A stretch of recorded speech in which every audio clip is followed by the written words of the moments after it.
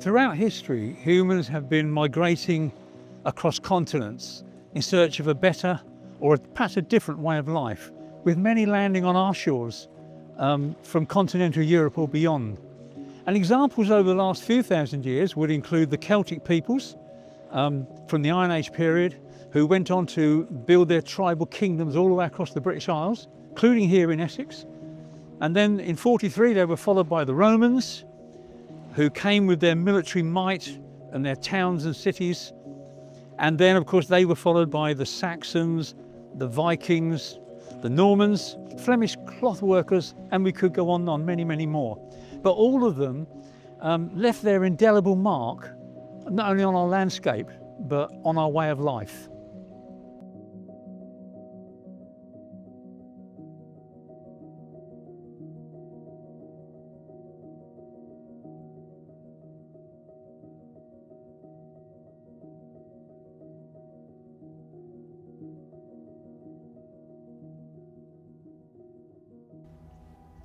Nearly 2,000 years ago, hundreds of Roman ships appeared on the English coast, and on board were builders, traders and soldiers, and they brought with them their crafts and their languages.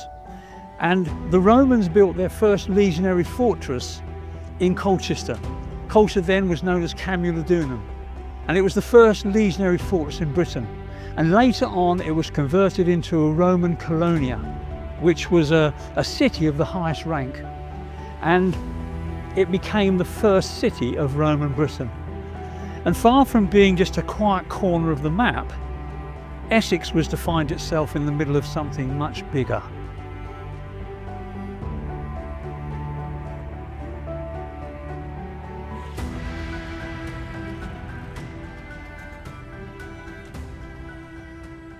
The Romans essentially founded the town of Colchester and built a lot of the infrastructure that led to where the modern town sits today. That could include roads, which follow some of the same alignments as the Roman roads. It includes some of the walls, which you can still see today in the town. And even the foundations where we're standing right now, underneath Colchester Castle, they were built by the Romans about 2,000 years ago. So the Roman invasion on Britain had a big impact on Essex. They founded Colchester, first as a fortress, part of the network of defences to keep them established in Britain, to resist the resistance from the locals. And they also built roads. Roads are really important. Some of the roads, the main roads, would have followed pre-existing trackways, pre-Roman trackways, but the Romans built roads. They built good roads, metal roads, trained roads, and they went in straight lines in the shortest distance. And in Colchester, initially you had 6,000 soldiers based, where there was not very much before. There was a settlement before, but not with 6,000 people, all armed to the teeth, all trained, fortifying this grip that the Romans had in the area. So as the Roman Empire was, people could have come from all over the place. So some of them would have come from Rome itself, maybe. Definitely people came from Italy, but people would have come from any province that was part of the Roman Empire. So one of the great things about the empire was that it allowed for travel between provinces quite easily.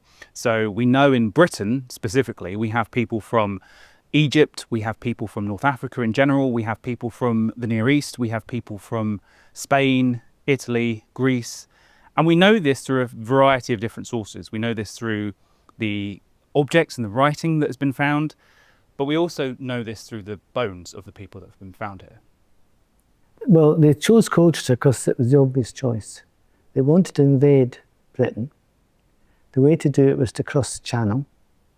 The nearest way to get from the continent to Colchester was across the Channel into what is now Kent, and then across what is now Essex.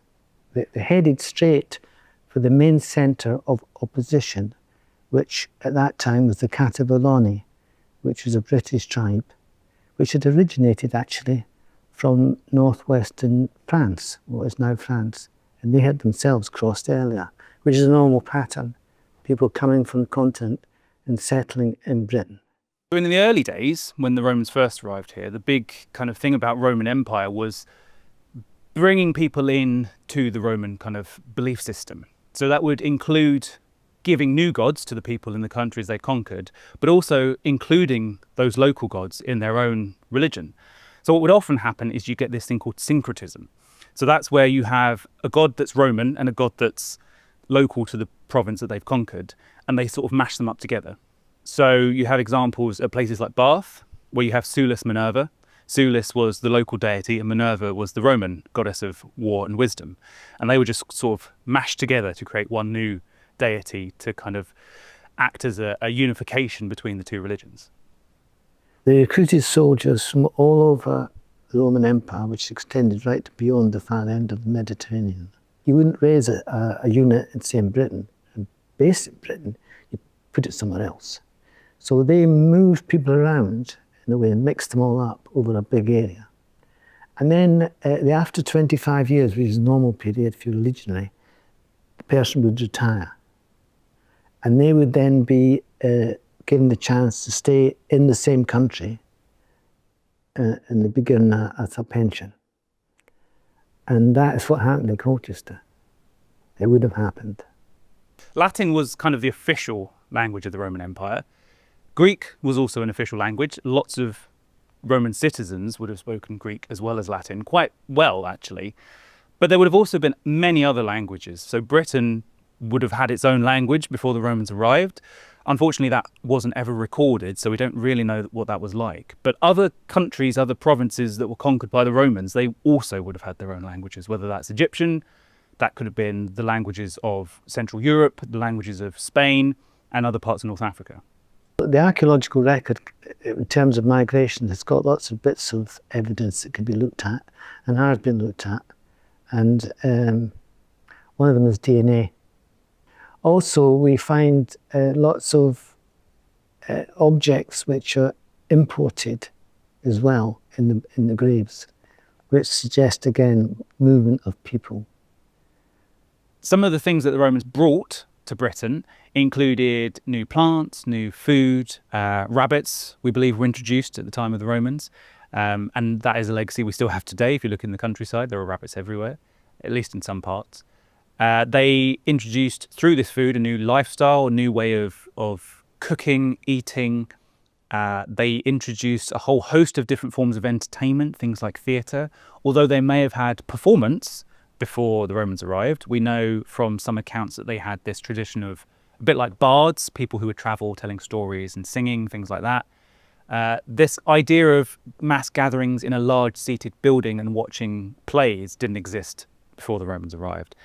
And that extends also to the amphitheatre, where watching gladiatorial combat and seeing people executed publicly probably didn't exist in that format until the Romans arrived.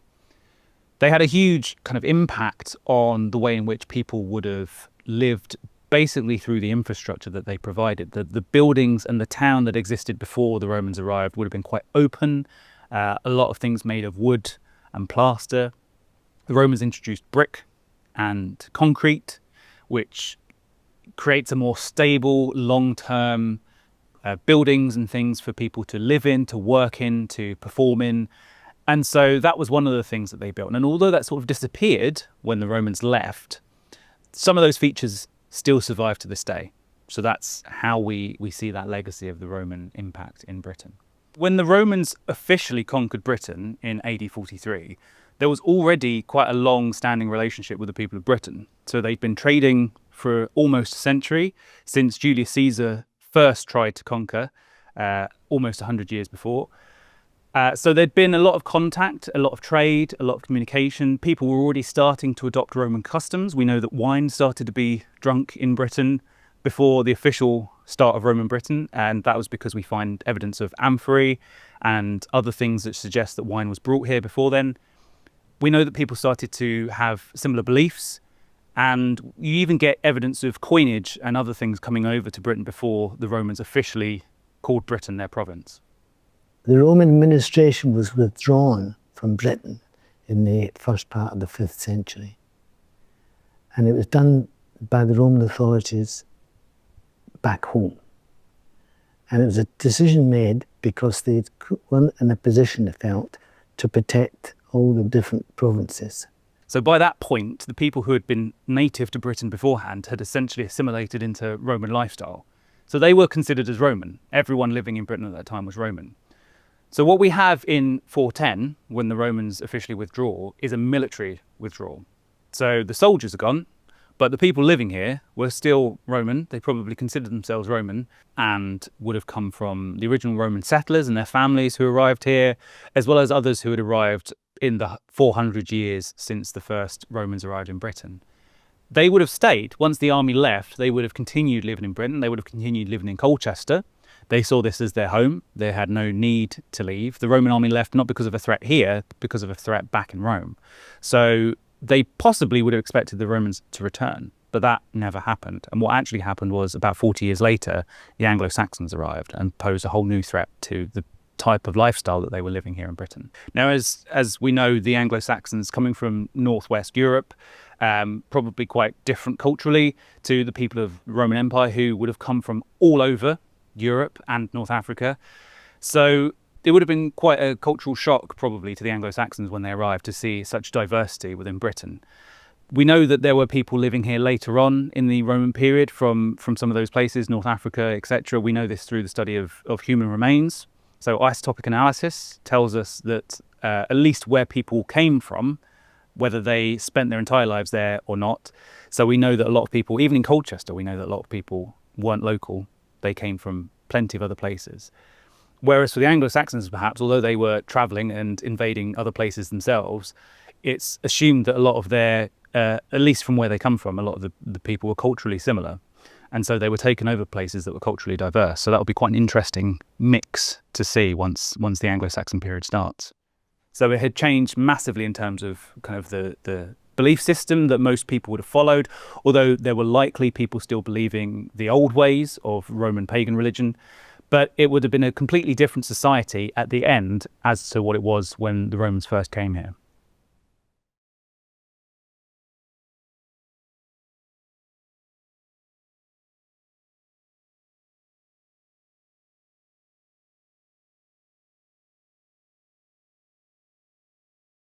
I'm standing in Colchester High Street now, which has been at the heart of our local community, stretching back 2,000 years to when the Romans came, right the way through the centuries to our present day. But what I'm going to share with you now is a particular episode in the town's history that brought great wealth and prosperity to the town. And to do that, we're going to move away from the High Street into an area which is known locally as the Dutch Quarter.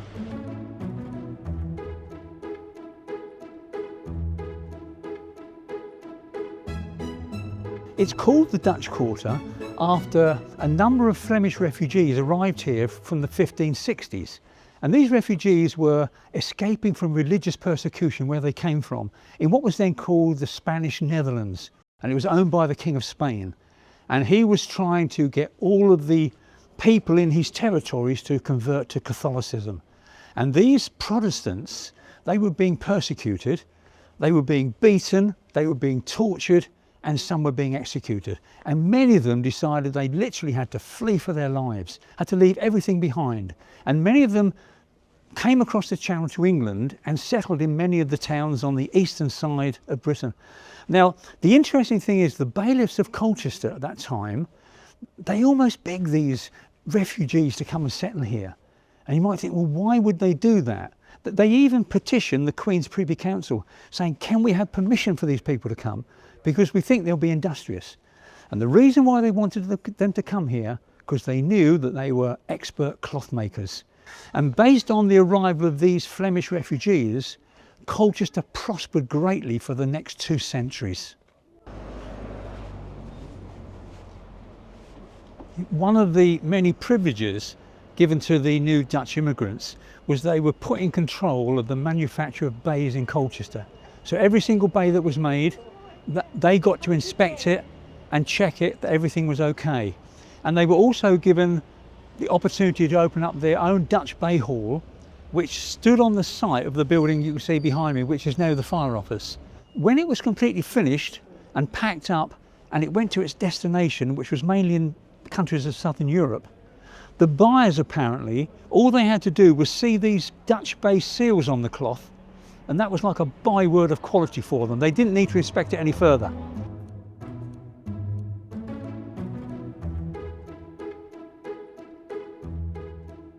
Apart from the survival of several houses here in the Dutch Quarter, where the Dutch immigrants would have lived, and several street names in the town that refer to the bay trade, there's very little actually that you can see in the town that shows any proof that the bay trade ever existed. And yet there is one special little feature in St Martin's churchyard, and why I brought you here, I'd like to show you a very interesting gravestone which is here in front of me. Here lies interred the body of Jacob, or should that be Jacob Ringer, Bay's maker, who departed this life January the 20th in the year 1680. So here we've got evidence of a bay maker on display in the town. When it says bay maker, he could have been a weaver, he could have been doing some of the other activities, or he may have been an employer employing lots of other weavers himself. The making of bay cloth involved numerous processes and activities, and it's been said that to support the bay trade in Colchester, at least 20,000 people were involved. From the start, the wool has got to be cleaned and sorted, it has to be untangled, and this involves either combing or carding the wool. And in the case of bays, they had to do both, because part of the thread was woolen, part was worsted. And once that had been done and that was nice and fine, it would be passed on to the spinners, thousands of spinners, some of them the other side of the county, just thousands were employed. They had to spin the yarn for the weavers. The weavers would then weave the cloth, and each bay cloth was something between 42 and 48 yards long and about 2 yards wide. And it's been said that each weaver could weave about 5 yards in a day. And then of course, after it's been fulled and it's wet, it's been wet in the water wheel, it's all been soaking wet, it has to be dried out on the tenter frames, which in the field behind me is where many of them were located. Once the cloth had been woven, it had to go to the fulling mills, and what they would do, they would pile it up on the floor. Don't forget, these are quite long, these are like 40 yards long, and they would sprinkle it with urine, stale human urine and water. And they got the urine by going around people's houses and paying them a penny a pail or so for their urine. And then once they had sprinkled it and it had heated up, they would put this cloth under the fulling stocks, and the cloth would be pounded by these massive great mallets or hammers, which was attached to the water wheel, and it would pound them for a certain amount of time. And what it actually did, it scoured the cloth and degreased it, and at the same time thickened it, so it kind of tightened up all the threads. And then once it was finished, it had to be cleaned, it'd give it a good old wash in the mill pond or in the river. And now of course it's completely soaking wet, so it has to be dried by hanging it on these tenter frames that I mentioned earlier.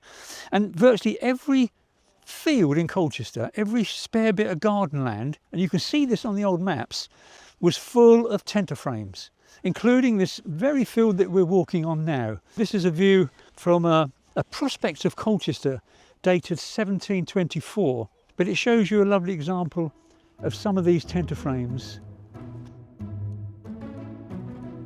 We're now standing outside Bourne Pond Mill, and this is the very last of the bay making mills, fulling mills in Colchester. It closed down in the 1830s, and at the time it was being run by Mr. Peter Duval.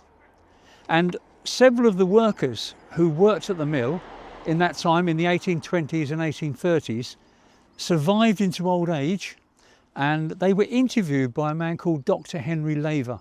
Charles Baker, who was about 80 years of age, and he had quite a bit to say about his work as a fuller, fulling the cloth at this mill. I was born in Colchester in 1718, and when I was 9 years old in 1826, I went to work at Bourne Pond Mill, which was then owned by Mr. Peter Duval, a master bay maker who lived in Priory Street just below St James Church. At the mill, I helped with a number of the various processes, including fulling of the cloth. This was the final process associated with the trade, and we carried it on like this. We folded a piece of bay on the floor so that it made a pile about a yard square, and as we did so, we sprinkled it with chamber lye, urine. We used to go around the workhouses and other places to collect the chamber lye, for which we paid a halfpenny a pail. By the following morning, the bays had heated. We then took these and put them 2 or 3 pieces at a time under the fulling stocks, large wooden beams which rubbed them in a certain way, thus fulling or thickening them. The rubbing process continued for about half an hour, after which a good stream of water was turned on the bays to wash them.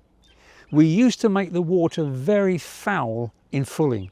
I have seen distillery pond quite white after we had done.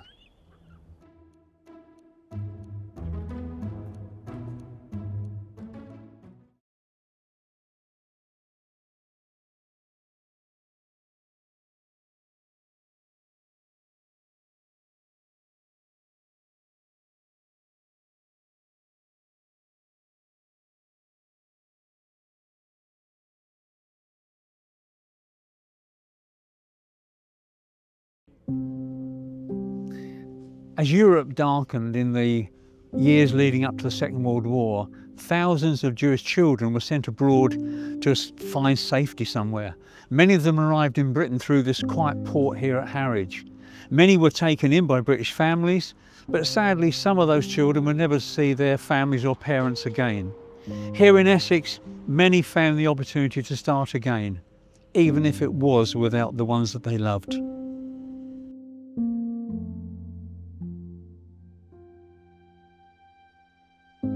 When Hitler came to power, he was convinced the Jewish nation was the fault of everything.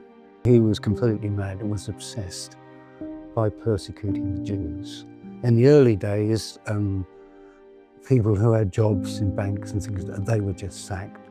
Children who went to school were banned from school. And the further it went on, the Jewish organizations within Europe knew there was something really going to happen. What really kicked it off was Kristallnacht. It's the night of the broken glass. It was carried out by members of the Nazi Party and their followers. This outbreak of violence led to the destruction of thousands of Jewish homes, businesses and places of worship. Almost 100 Jewish people were killed. After the events of Kristallnacht, the laws became stricter for the Jewish population. Jewish people had to close their businesses. Children were no longer allowed to attend public school. The first boat arrived on the 2nd of December 1938, and that was called the Prague. It was one of the Harwich Hook of Holland ferries. The first 200 refugees came from an orphanage in Berlin. What would they do with 200 children? The organisation in Liverpool Street Station hadn't been put into progress. So what did they do? They looked around for a large accommodation near to the arrival point from the Hook of Holland, which is Harwich Parks and Quay. It's about just under 2 miles from here. The holiday camp had closed for the winter. So it reopened. All the staff came back. The local manager there got all the staff and they looked after the children from there. So, and then the transports gradually came. Children need to be found housed. And it is reputed that people came on a Sunday when the children were sitting down for the Sunday lunch to sort of pick out which child they would actually take. Very, very sad when you think about it. It's just like going to a supermarket and picking which one you like. It tends to be some of the older boys didn't get chosen quite as often as the nice young children. And that went on and on. The holiday camp stayed open until the early spring. By that time, Liverpool Street had got their act together and the holiday camp closed. But that was our connection with the first Kindertransporter. The people of Harwich and Dovercourt, they came along and they took blankets, toys, anything to the holiday camp, because these poor children stayed in these chalets, thin skin, 4 bunk beds in each, toilets and showers at the end. The older girls they put one side and the older boys they put to the other side of the chalets, and that's how it carried on. The majority of the parish people were concerned that these children were in their area, and they probably said, what can we do to help?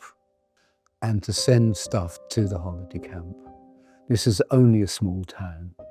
In those days, we probably got about 8,000 or 9,000 people here, that's all. With the locals helping with supplies and toys, and the holiday camp reopening, these children would have been well supported by Harwich locals before they were sent to the new homes in England. Their legacy lives on today through stories, remembrance, and monuments such as the Kindertransport statue at the Harwich Docks. We actually got together some like-minded people in this town because we wanted the statue the same as in Liverpool Street and the Hook of Holland. And we were successful in raising quite a lot of money. A lot came from the German government and the Austrian government. Lots of wealthy Jewish people contributed enough. The sculptor was Ian Walter, who lived Saffron Walden in north-east Essex there. Remarkable man. He used his children as a model so he could actually make them. There were 5 children on this. We actually managed to achieve it. I don't know how, but it happened.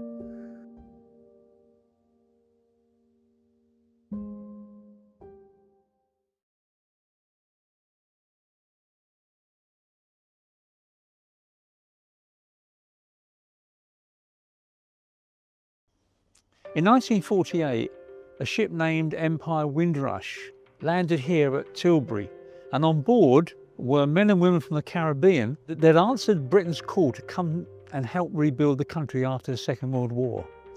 They arrived with just their suitcases, and they stepped into a country that probably didn't really welcome them to start with.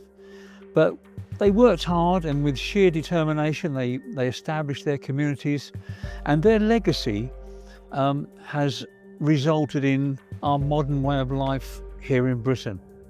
And it all began here next to the Thames as they stepped off the ship onto the quayside.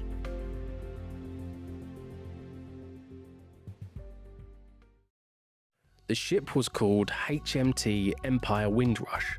It was built by the Germans as a cruise liner, taken in war and renamed by Britain. And then, in 1948, it became something else entirely, a vessel of hope. It left Jamaica with 1,027 passengers, and over 800 of them were from the Caribbean, answering Britain's call to come help rebuild. The war was over, the cities were rubble, and Britain needed workers, nurses, and hands. So it turned to its own colonies.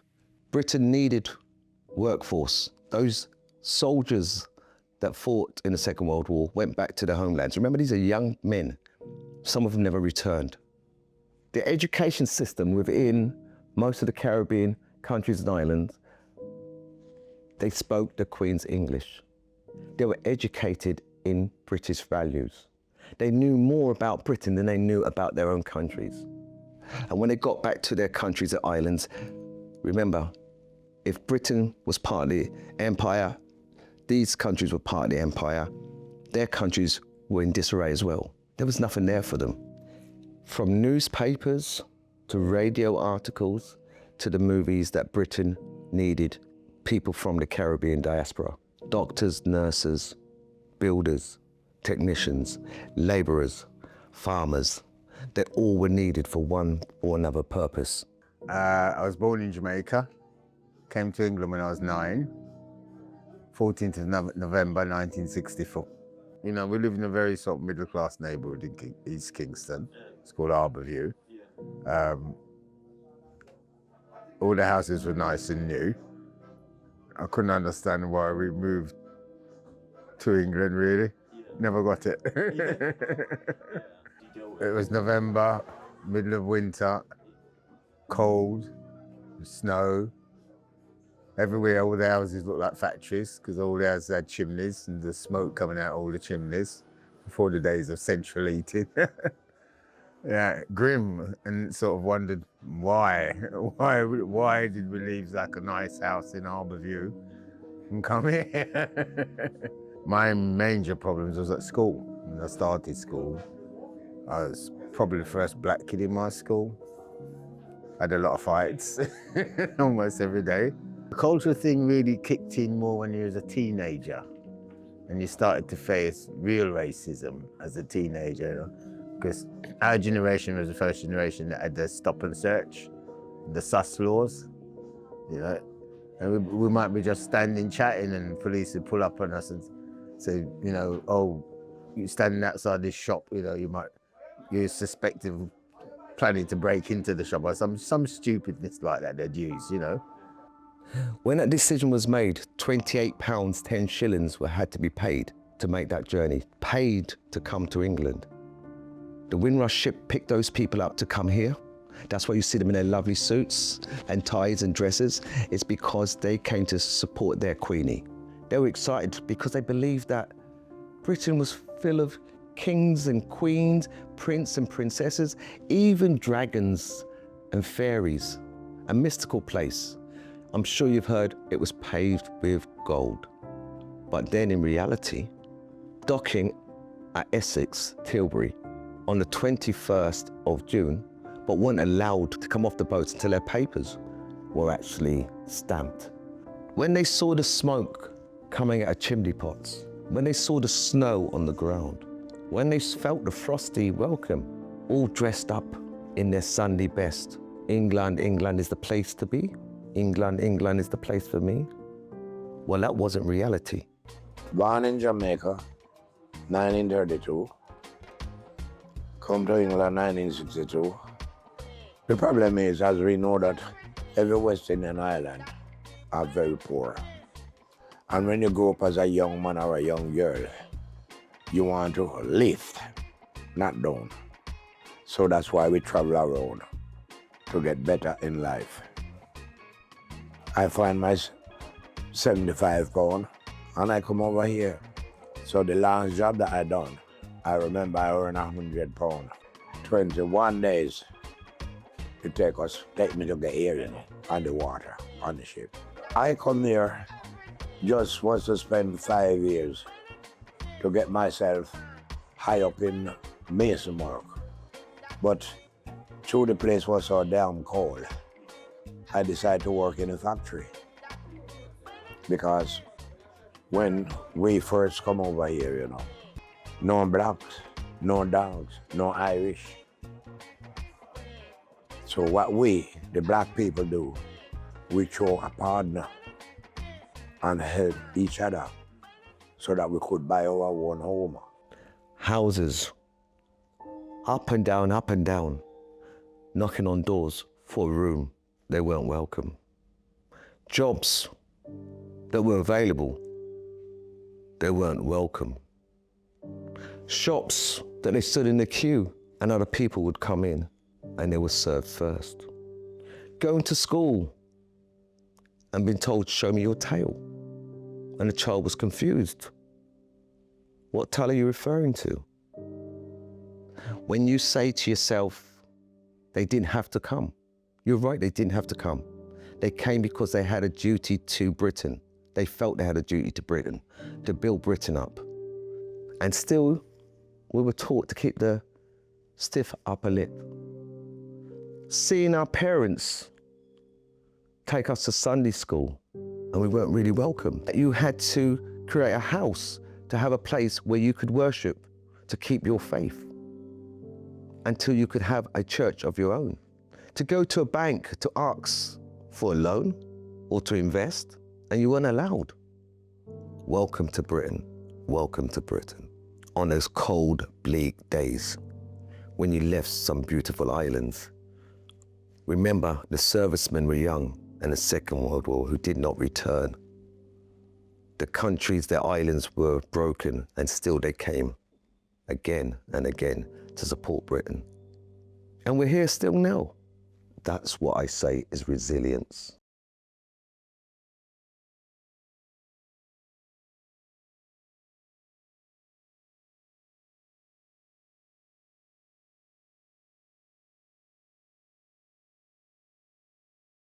Migration is not just about history and things that happened in the past. It's something that's happening all the time. It's happening now, every day.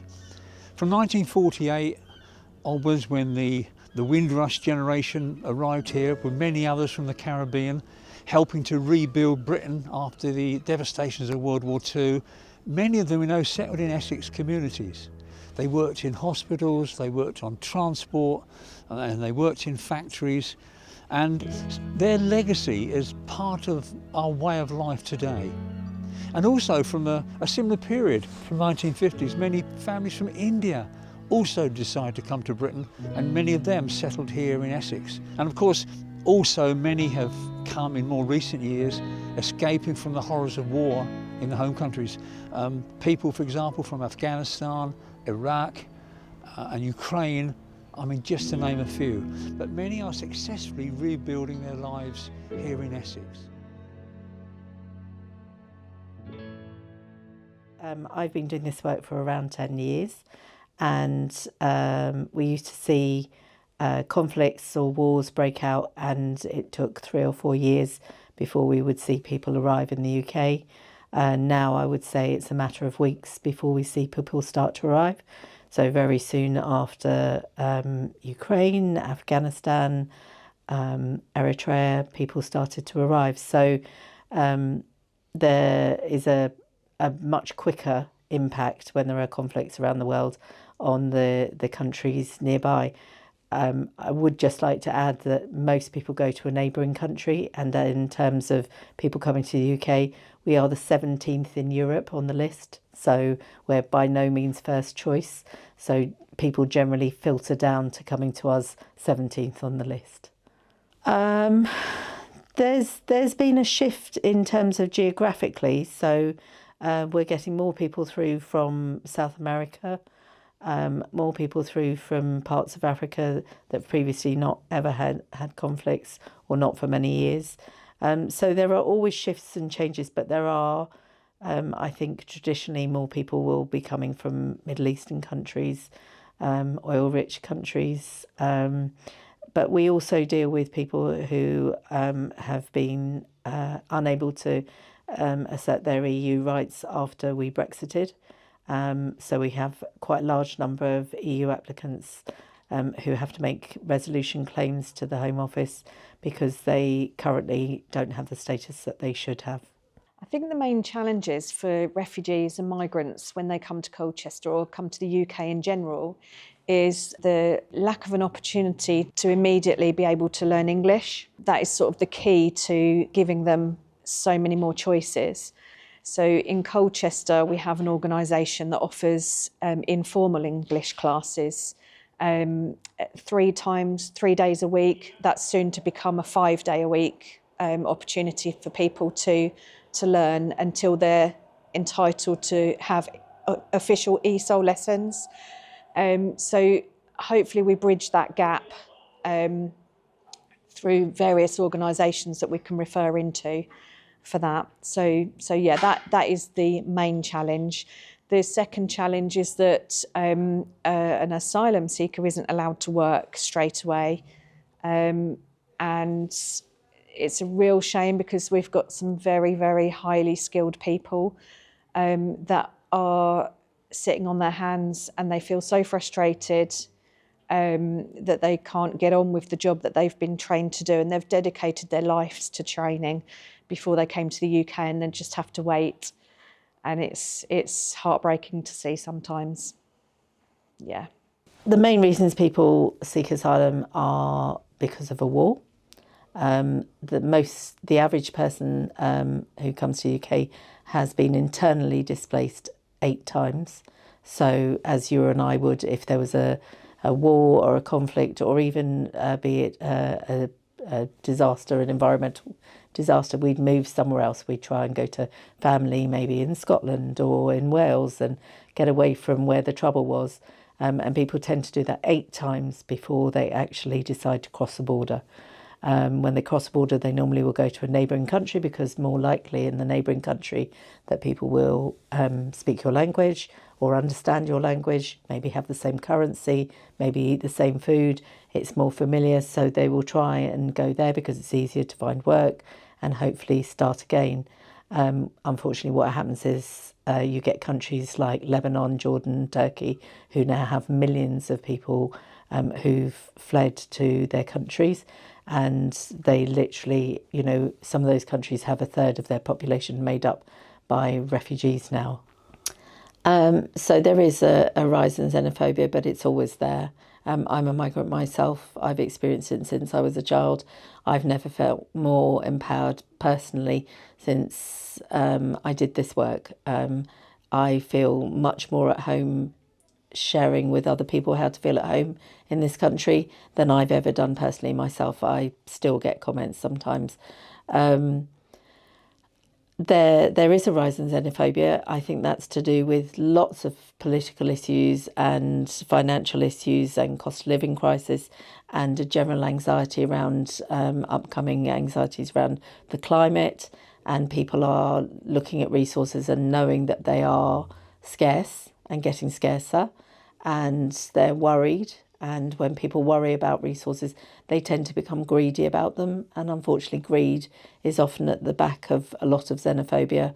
This is mine, this land is mine, this food is mine. And if that's how we think, then we look for people to blame and we look for people to take these things from. I think being a city of sanctuary would mean being a city where people feel welcome. There's a large community of people from abroad that come here, and they are happy to settle here. They're not just put here by the Home Office and just left. We don't believe that anybody should be in that situation where they're just left to their own devices. We wrap our arms around them and we give them that support here so that they feel welcome and feel part of the community. Essex has never stayed still over its long history, with many communities deciding that they'd like to come and stay here. The Romans built their cities and towns, the Saxons carved out their kingdoms, and the cloth makers brought their cloth making skills to the country. And many people came here wanting to escape from the horrors of war. All of them brought their languages, their memories, their recipes, and everything with them. Essex doesn't just belong to one person. It belongs to everyone who's decided they'd like to make a home here. And this place, this county, this corner of England has always been welcoming to people who want to come and live here. And the story of Essex is about the story of its people, all of them.